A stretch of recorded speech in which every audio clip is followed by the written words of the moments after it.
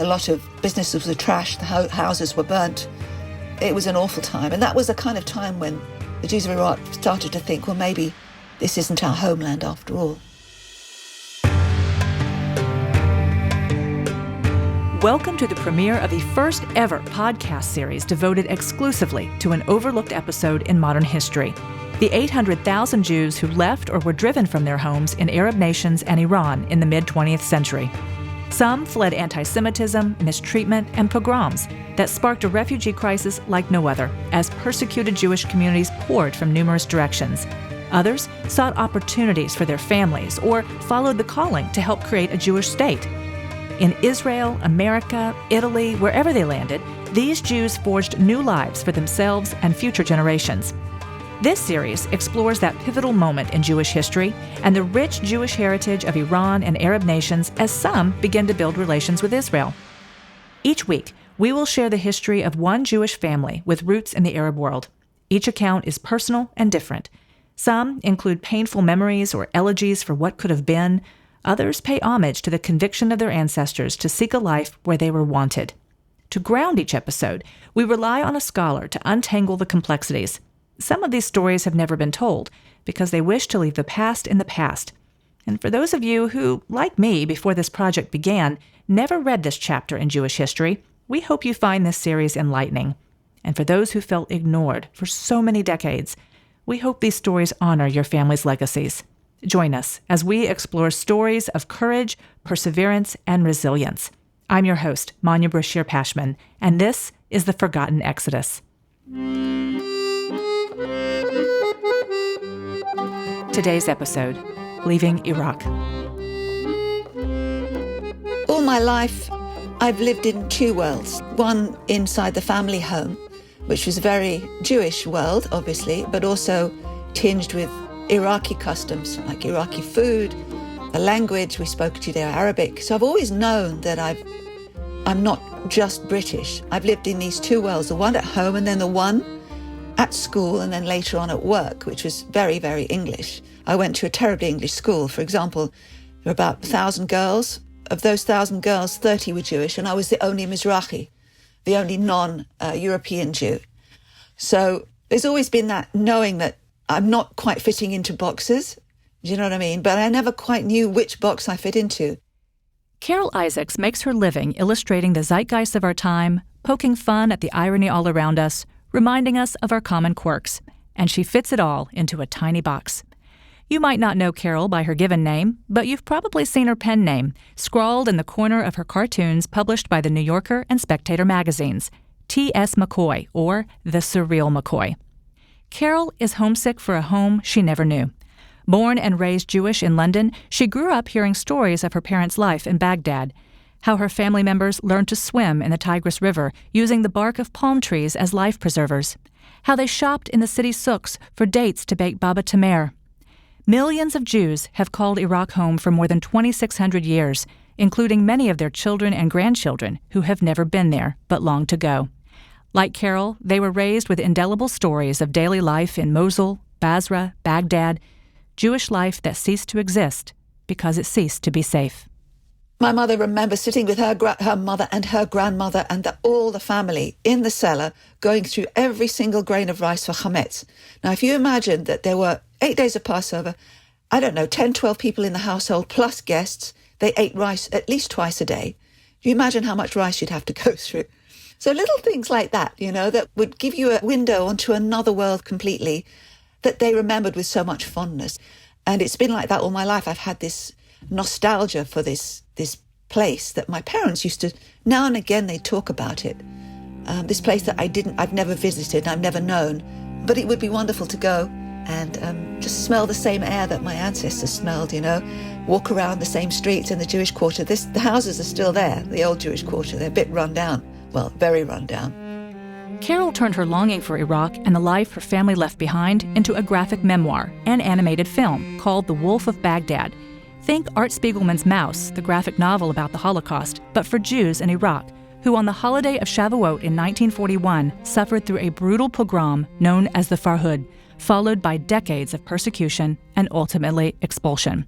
Her research for the book involved conversations with family members who had never spoken about the violence and hatred they witnessed. They had left it in the past and now looked toward the future. There's no dialogue in the book either. The story arc simply follows the memories. They wanted to look forward, so it was really gratifying that they did tell me these things. Because when my parents came, for example, they came to the UK, it was very much look forward. We are British now. My father was the quintessential city gent. He'd go to the office every day in the City of London with his pinstripe suit and a rose plucked from the front garden, a copy of the Garden newspaper under his arm. He was British. We listened to classical music. We didn't listen to the music of my heritage. It was all Western music in the house. But her father's Muslim and Christian business associates in Iraq visited regularly, as long as they could safely travel. On a Sunday every month, our house would turn into Little Baghdad. They would come, and my mother would feed them these delicacies that she'd spend all week making. And they'd sit and they'd talk. As Carol said, she had heard only fond memories throughout her childhood, because for millennia, Jews in Iraq lived in harmony with their Muslim and Christian neighbors. Jews have always lived in Mesopotamia, lived generally quite well. There was always the dhimmi status, which is the status given to minorities. For example, they had to pay a certain tax, had to wear certain clothing. Sometimes they weren't allowed to build houses higher than their neighbor because they weren't allowed to be above their neighbor. They couldn't ride a horse, for example, Jews. I mean, small little rules that you were never quite accorded full status. But then when the Brits arrived in 1917, things became a bit easier. But 20-some years later, life for Jews took a turn for the worse. That sudden and dramatic turning point in 1941 was called the Farhud. Jews have been living in Iraq for thousands of years. If we start with the Farhud, we are starting in the middle of the story, in fact, in the middle of the end. That's Zvi Ben-Dor Benite, a professor of history and Middle Eastern and Islamic studies at New York University. The son of Iraqi Jewish parents who migrated to Israel in the early 1950s, he carried in his imagination maps of old Jewish neighborhoods in Mosul and Baghdad, etched by his parents' stories of life in the old country. He shares Carol's longing to walk those same streets one day. Iraqis, even those who were born in Israel, still self-identify as Iraqis and still consider that home to a certain extent. And imagine the home, but home, okay? And you can say the same thing and even more so for people who were born there and lived there at the time. So here's the thing. If I go there, I would be considered myself a returnee, but it would be my first time. As a Jew, Zvi knows the chances of his returning are slim. To this day, Iraq remains the only Arab country that has never signed a ceasefire with Israel since Arab nations declared war on the Jewish state upon its creation in 1948. Jews are not safe there. Really, no one has been for a while. The dictatorship of Saddam Hussein, ISIS, and general civil unrest have made modern-day Iraq dangerous for decades. The region is simply unstable. The centuries leading up to the Farhud in 1941 were no different. The territory originally known as Mesopotamia flipped from empire to empire, including Babylonian, Mongol, Safavids, Ottoman, British, just to name a few. But during those centuries, Iraq was historically diverse, home to Muslims, Jews, Assyrian Christians. Yes, Jews were a minority and faced some limitations, but that didn't change the fact that they loved the place they called home.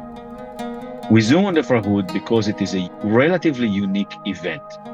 Jews in Iraq were highly integrated, certainly those who live in the big cities, certainly those who live in Baghdad. A few reasons to talk about this integration. First of all, they spoke Arabic. Second of all, they participated in the Iraqi transition to modernity in many ways.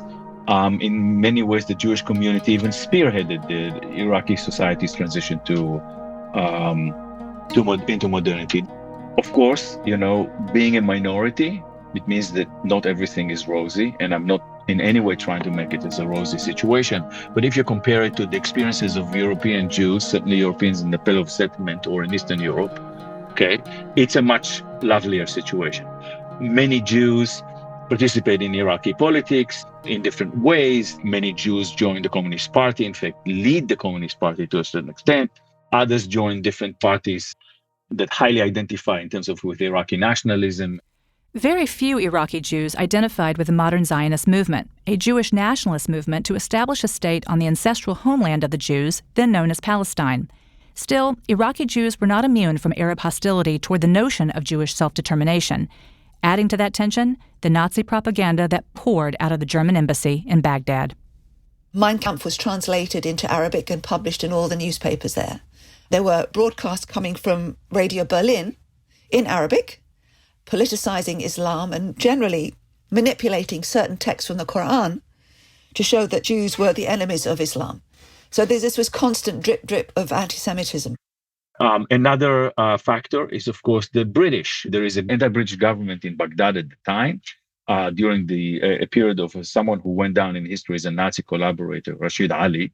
And Rashid Ali has been removed just before the British retake Iraq. We should remember that basically, even though Iraq is a kind of constitutional monarchy, the British run the show behind the scenes for a very, very long time. Okay, so there is a little bit of a hiatus of several months with Rashid Ali, and then when he's removed, people blame the Jews for that. On the afternoon of June 1st, 1941, Jews in Baghdad prepared to celebrate the traditional Jewish harvest festival of Shavuot. Violent mobs descended on the celebrants. In those 2 days, the mobs ran riot and took it all out on the Jews. To this day, we don't know how many Jews died. Conservatives' estimates say at about 120. We think it was in the thousands. Certainly a lot of businesses were trashed, the houses were burnt, women raped, mutilated, babies killed. It was an awful time. And that was the kind of time when the Jews of Iraq started to think, well, maybe this isn't our homeland after all. The mobs were a fraction of the Iraqi population. Many Muslim residents protected their Jewish neighbors. One of my relations said that during the Farhud, the pogrom, that her neighbors stood guard over their house, Muslim neighbors, and told the mobs that they wouldn't let them in, that these people are our family, our friends. They wouldn't let them in. They looked after each other. They protected each other. But the climate in Iraq was no longer one in which Jews could thrive. Now they just hoped to survive. In the mid to late 40s, Carol's father, who worked for the British Army during World War II, left for the United Kingdom, and as the eldest son, began to bring his family out one by one. Then came 1948. Israel declared independence, and 5 Arab nations declared war.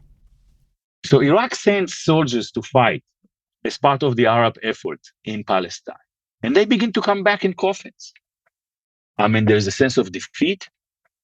3 deserters, 3 Iraqi soldiers that deserted the war and crossed the desert back to Iraq, and they landed up in Mosul on the eve of Passover in 1949, and they knocked on the door of one of my uncles, and they said, and they were hosted by this Jewish family.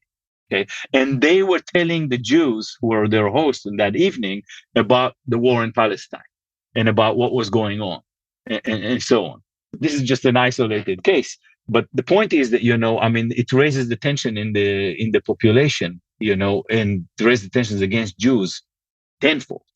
But there's no massive movement of Iraqi Jews, even though the conditions are worsening. In other words, it becomes uneasy for someone to walk in the street as a Jew. There is a certain sense of fear that is going on.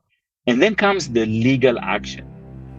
That legal action, transacted with the State of Israel and facilitated by Zionist operatives, set the most significant exodus in motion. In 1950, the Iraqi government gave its Jewish citizens a choice: renounce their Iraqi citizenship, take only what fits in a suitcase, and board a flight to Israel, or stay and face an uncertain future.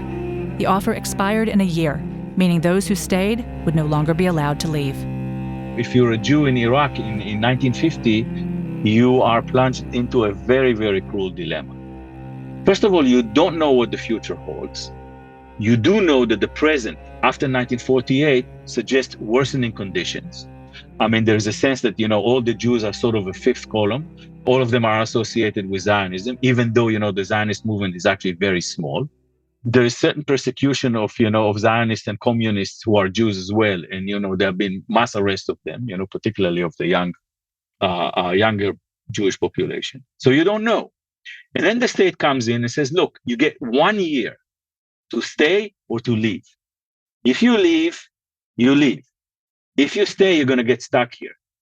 Now, just think about presenting someone with that dilemma after 1935 and the Nuremberg laws, after what happened in Europe. In all, 120,000 Iraqi Jews leave for Israel over 9 months, 90% of Iraqi Jewry. For the 10% who stayed, they became a weak and endangered minority. Many Iraqis, including the family on Carol's mother's side, eventually escaped to America and England. My mother and my father were separated by a generation. My father was much older than 23 years older than my mother. So he had a different view of life in Baghdad. When he was around, it was generally very peaceful. The Jews were allowed to live quite in peace with their neighbors. But when my mother's generation and younger, it was already the beginning, the rot had started to set in, so she had a different view entirely. My grandmother, maternal grandmother, was the last one to come out of our family to come out of Iraq. She left in 1963. My dad managed to get her out. After Israel defeated another Arab onslaught in 1967, thousands more fled. This was a glorious community, a large community, which was part of the fabric of society for centuries, if not millennia. And then in one dramatic day, in a very, very short period, it just basically evaporated. And what was left is maybe 10% of it, which made the elite that decided to risk everything by staying. Okay, but even they at the end had to leave. Remember, Carol said she was one of 30 Jewish girls at her school, but the only Mizrahi Jew. The term Mizrahi, which means Eastern in Hebrew, refers to the diaspora of descendants of Jewish communities from Middle Eastern countries such as Iraq, Iran, and Yemen, and North African countries such as Egypt, Libya, and Morocco. It's been interesting. A lot of people didn't even know that there were Jews living in Arab lands. I mean, for all my life, I've been told, oh, you're Jewish, you speak Yiddish, you come from Poland, you eat smoked salmon and bagels, you say oy vey, which is great if you do all those things and you do come from Eastern Europe, but I don't. There are almost 1 million Jews of Arab lands. Nobody knows about what happened to them, that they were ethnically cleansed, removed from their homes and dispersed across the world. It's our truth and it's our history, and make of it what you will. Just add it to other family histories that we know. Carol has discovered that even Iraqis did not know of their country's rich Jewish past, nor the fate of its Jewish citizens. Since the animated version of The Wolf of Baghdad premiered at the Israeli and Iraqi embassies in London, accompanied by Carol's accordion and other musicians playing its Judeo-Arabic soundtrack, Iraqis in the audience have been moved to tears. One Q&A, after we did a performance, one Iraqi gentleman stood up at the front. He was crying. He said, "I'm really sorry what we did to you. I'm so sorry." And that was immensely moving for me. It was like, well, we're talking now. It's wonderful. We can sit down together. We can talk in a shared language. We can talk about our shared culture. And we've got more that ties us together than separates us. We've got more in common, right? So I'm always looking for that, the kind of positive. And so far, it's come back to me. So in multiplied by 1 million, which has been brilliant. The truth is coming to light, that people know that the Jews of Iraq contributed so much, not just culturally, but also socially, in the government too. So it's this reaching out from Iraq to its lost Jews saying, well, where are you? What happened to you? Tell us your story. We want to see where you are. Come back, even, some of them are saying. Carol has continued to give a voice to the Jewish refugees of Iraq. Most recently, she has been adapting The Wolf of Baghdad for younger middle school age readers to better understand the story. And high schools in London and Canada have added The Wolf of Baghdad to their history curriculum. Leaving Iraq was called the silent exodus for a reason. We just left quietly and without fuss and just went and made our lives elsewhere. I do know that life was difficult for them wherever they went, but they just got on with it like refugees will do everywhere. These Jews are just one of the many Jewish communities who in the last century left Arab countries to forge new lives for themselves and future generations. Join us next week as we share another untold story of the forgotten Exodus. Many thanks to Carol Isaacs for sharing her family's story, and to her band Ayin for the music. Throughout this episode, you've been listening to pieces of the soundtrack from the Wolf of Baghdad motion comic, performed by Ayin, a groundbreaking London-based band that plays Jewish melodies from the Middle East and North Africa. The soundtrack is available at thesurrealmccoy.com. Atara Lakritz is our producer. Kukong Do is our production manager. TK Broderick is our sound engineer. Special thanks to John Schweitzer, Sean Savage, Ian Kaplan, and so many of our colleagues, too many to name really, for making this series possible. An extra special thanks to David Harris, who has been a constant champion for making sure these stories do not remain untold.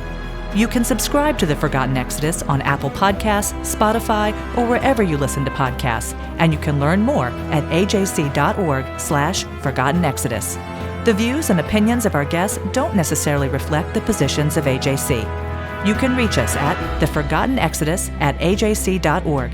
If you've enjoyed this episode, please be sure to spread the word and hop onto Apple Podcasts to rate us and write a review to help more listeners find us.